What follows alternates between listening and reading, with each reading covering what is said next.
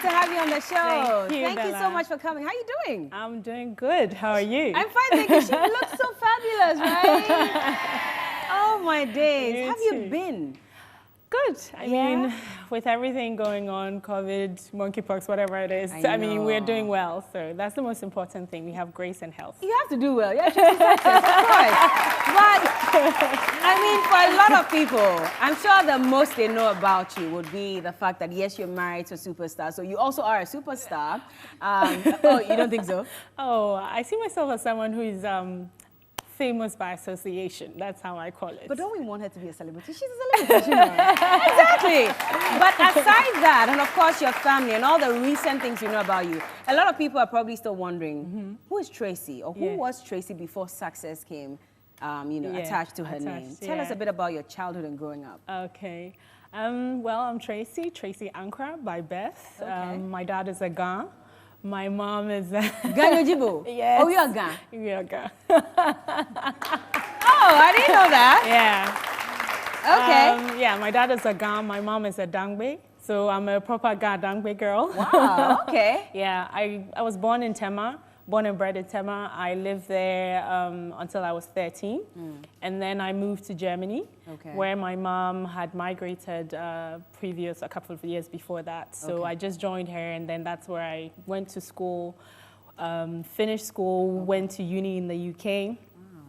Stayed in the United States for a while and then came back to Ghana. Oh, you're very well traveled then. Yeah, settled. Very well. How young were you? How young were you when you moved to Germany?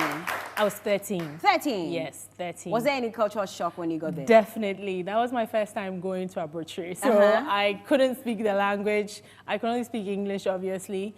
And I was like, where am I? I remember the moment I landed, like the first week I told my mom, I want to go back to Ghana. Who goes to a brochure and says, I want to go back to Ghana? I mean, home is home, Yes, you know, is. home is home. And especially if you don't know the language, German is one of the hardest languages to learn and speak. So not even understanding, having no friends, because, you know, at 13 years old here, you've already formed those bonds with like your best friends, your first boyfriend sort of thing. So it's like, oh, you're leaving all of that behind and going to a totally foreign country where it's mostly white as well. So I can imagine. So can you speak any German? Oh, yeah. I speak German fluently. So let's say hello, everyone. How you doing? How do we say that? It's hallo, wie geht's euch? Ihr seid heute alle willkommen. Gut, euch zu sehen heute.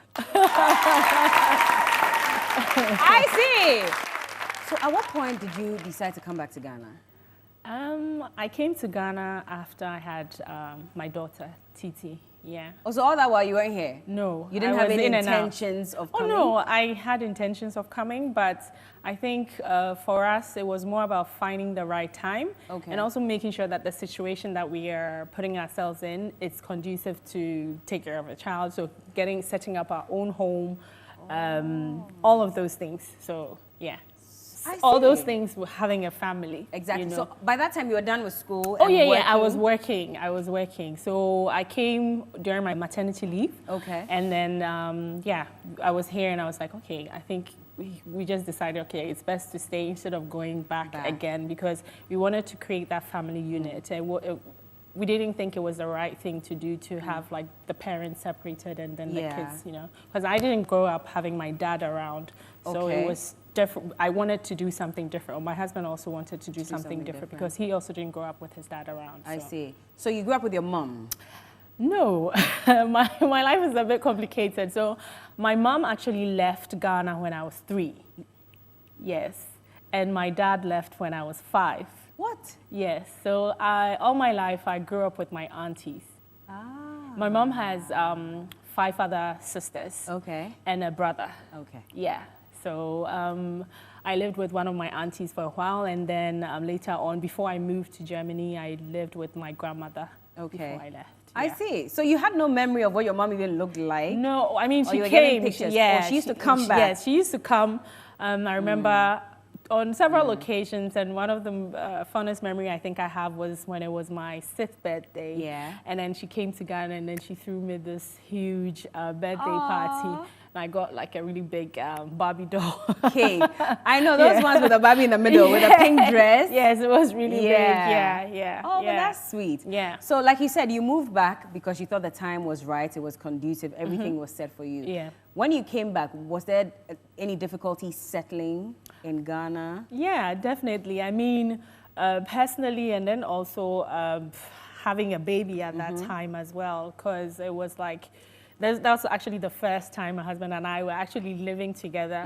The furthest we had been together was probably like 3-6 months or so. So this was like the first time we were living together properly. And then also, I was like, I mean, getting used to the Ghana system. Yeah. It was, you know, when you live in Europe and then you come back, you always have this culture clash. And it's like, do I belong here? Do I belong there? Because, you know.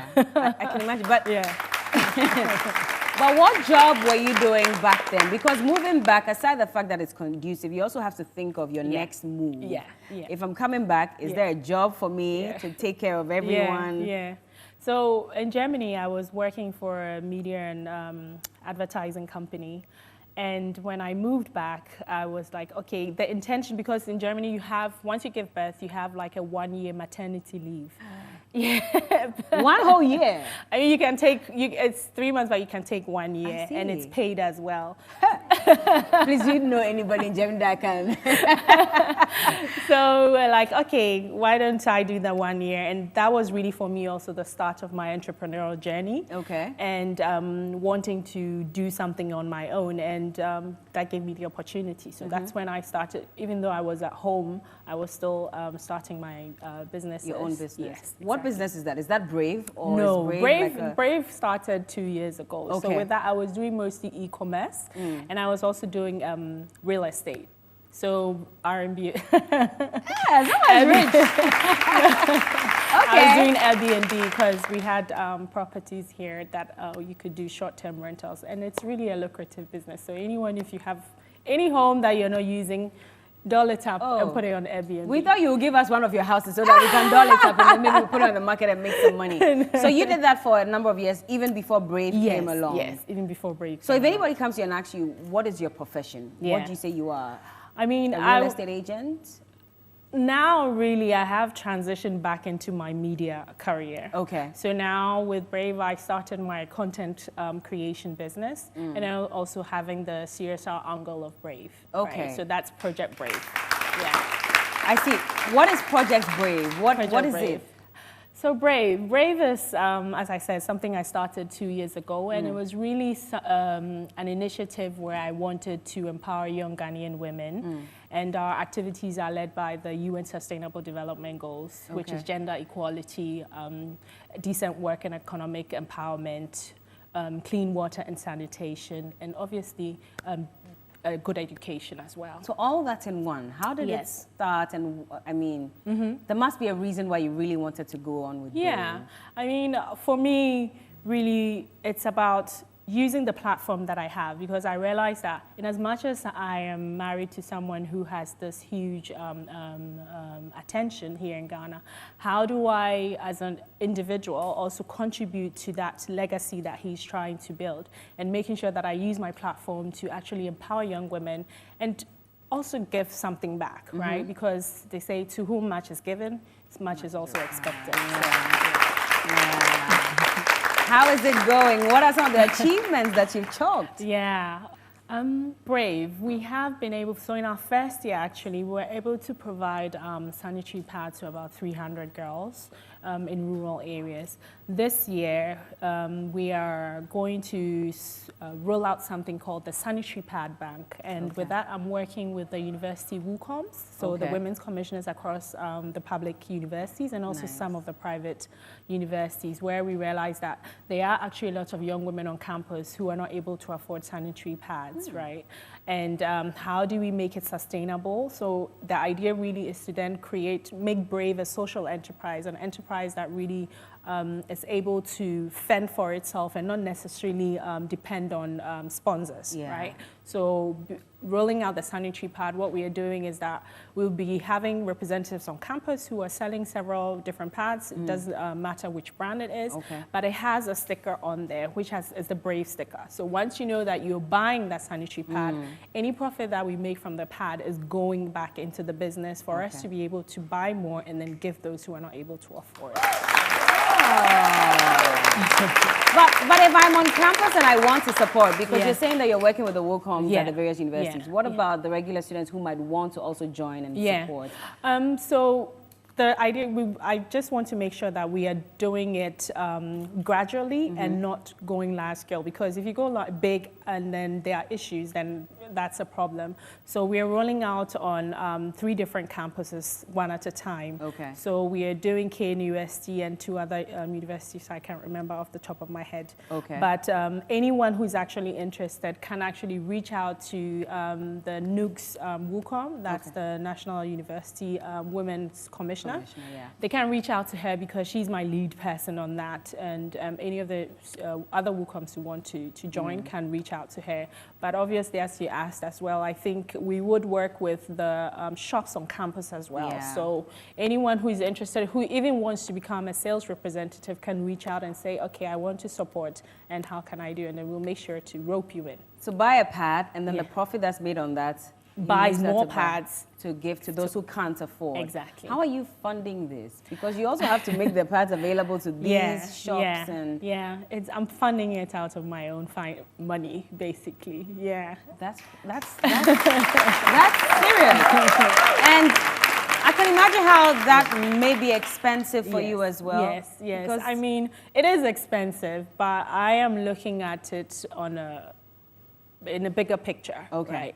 As of now, even though at the beginning, with every business, you start with some type of capital, and the capital that I'm starting with, obviously, as I said, is coming from me, but I see how this can create a sustainable business for the next 10 to 5 years. I see.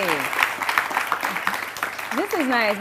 So in doing all this, because then I assume you're a very busy woman, you're doing all these other businesses on the side, you're handling Brave, you're taking care of a home with kids. How do you juggle all this together? I mean, I don't know, but I feel like you don't have any other choice but to juggle it. You know, I mean, what are you going to do? You're just going to say, I'm not going to do it. As a woman or as a person, generally, you want to have your own purpose. You want to have something that drives you every morning when you wake up and say, this is what I do. So I don't see any hustle. It's a hustle, but I have created a support system that helps me. So hopefully, I should be able to do this for the next 20 plus years. Amen to that.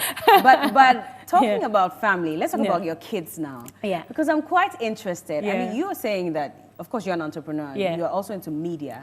Do I take it you were interested in the media from the beginning? Yes. Oh, you were? I was. I mean, I remember back when I was here in Ghana, I used to watch Nanaba on TV, and I was like, oh, I mean, this would be something that I would love to do. But at some point, having tried to get work experience there, it didn't really work out for me. But I also realized I was not really an extrovert. I'm not someone, I'm more of an introvert. So I don't know how that would have worked for me if I would have to be on TV every day like you. Are you still an introvert, or now you're sort of? I'm training myself to be an extrovert. So then it's not too late to become a TV presenter. Imagine she starts her own show or something. What do you think? Is it too late?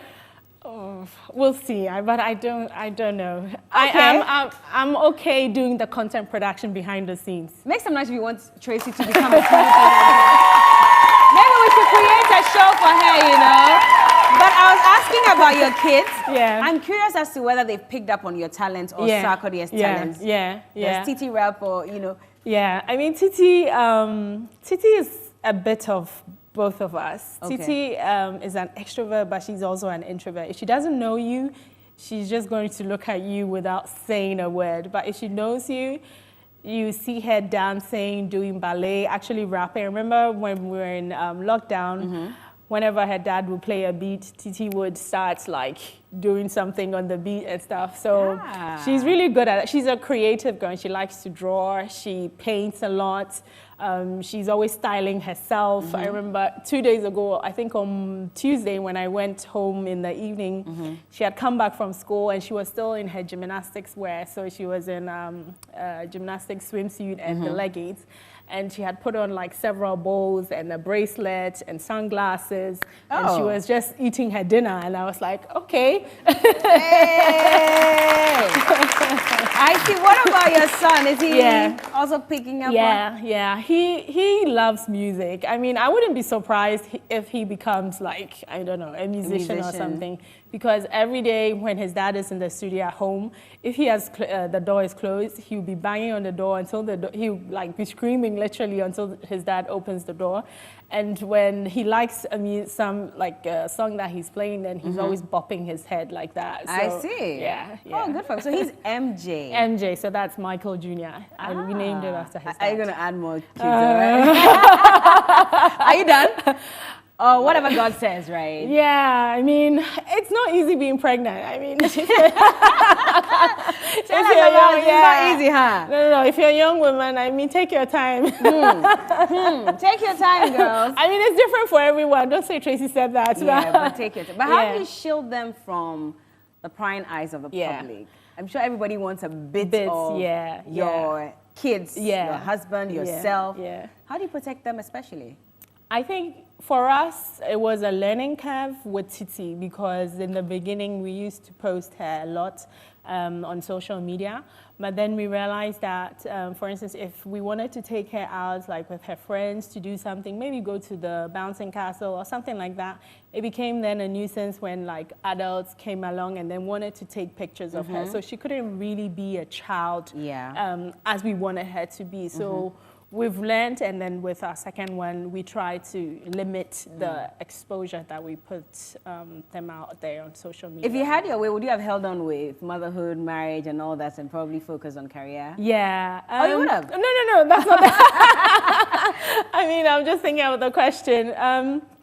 I mean, sometimes you feel like, okay, I have left a lot behind, you know, as in like going on maternity leave, but it also had that positive part where I was able to start my own business, right?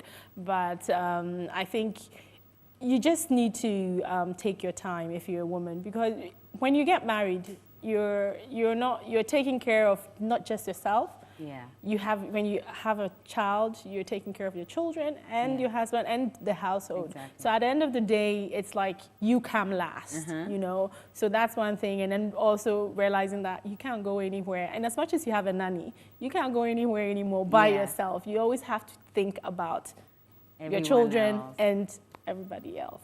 So so take your time. Don't rush. Don't let the big weddings that you see push you into doing something that you don't want to do, and then put yourself in a situation that later on you might regret. And find someone you love. Find someone you love, and who will support you. Really. You found someone you love. Yes. You see, there's this picture that has been circulating for many years of when Sarkodie started. And I mean, honestly, I'm sure if you had met when he had told you, Charlie, I have a bright future. You're trying to dig my no. But I'm just asking them that if Sarkodie came to you many years ago when he was now starting and said, I have a bright future, I like you, I'd want you to be my wife someday. So let's date. Would you agree? You see? And I'm not referring to his pocket. I'm just thinking of him as a whole. I'm just wondering how we did it. You did it all these years. Did you see how big he was going to become eventually? No, to be honest, I didn't. I remember in my mind, I thought, oh, maybe at some point I'll be able to convince him to come along with me to Germany and he should find a job, let's work and have our place. So you weren't sure about the music, eh? I wasn't so sure about the music, but I remember when I met him, we've known each other actually quite a long time. Actually, before I left to Germany, we lived in the same neighborhood. Oh, so he's a childhood friend. Yes. And I know he'd liked me. Oh, and even then he liked you? Yes, he couldn't tell me. He told my cousin, who was living with us, that she should come and tell me, but... Did your cousin come? She did. I mean, it was towards the end, I think, when I was about to leave that she told me. But at that point, I was like, I don't know. You know, so I came back. It was actually on a holiday. I'd been away for 3 years. That was the first time that I came back. And weirdly enough, we reconnected as friends, and then, yeah, and ever since then, yeah. So it's been love at second sight? No. Maybe. Yeah. And more like it.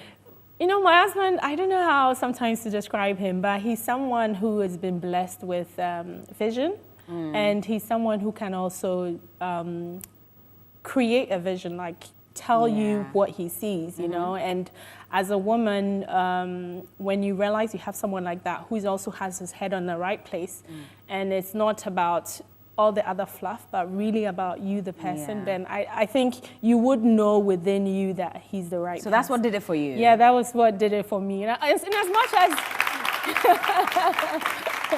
in as much as he was mean to me in the beginning, I let it go. He was mean to you? He was? Tell us, can we get Keynes, please? Let's go visit Sarkodie and ask him, how could you do that to Tracy? But what is your fun routine like with him at home? So a fun routine would be, usually, let's say, on a Friday, we try to just make sure that we're having adult time. We go on dates. Adult time? No. I mean, like one-on-one time. What you mean, yeah. We go on dates once a week. We try at least once a week to go on dates. So if, let's say, maybe on a Friday or something, he would let me know in the morning, oh, let's tonight we're going. So it's like then I make sure I come back from work and then dress up. And I'm sure when he calls and he starts rapping, you know, Tracy, and so when coming down and then you're cut out. I see, but you are also very big on fitness. Yes. I've seen a lot of videos of you constantly trying to stay fit. Yeah. How important is that to you? That is really important. Like, it's one of the most important things to me because I feel like as a woman, generally, you want to look fit, you want to look good. And after 2 kids, tell you, like... It's not easy losing It's not easy. I was a skinny girl. Back in the day. I never thought I'll be someone who would strgle with like weight loss or anything like that. What weight are you trying to lose again? Oh, no, but she does, doesn't she? I know we all have a small, issues that we have to fix as well. So I understand. Yeah. But Tracy, this has been really exciting. I wish we could have you on forever, but I know time won't allow us. Brave. What is the future looking like? For the future, I hope that we are able to empower young women, a lot more young women, empower and connect and inspire them. That's really our motto. And being able to collaborate with other organizations in that regard. So, for instance, we have one training coming up with GIZ, that's the German corporation, and we're training young women in climate and environmental sustainability, so that's e-waste. So those are the things that we want to do and be able to create career and business opportunities for young women who want to go into that field. So the health aspect that I mentioned on the university campuses and then creating more work opportunities for them. So that's how we're looking forward to it.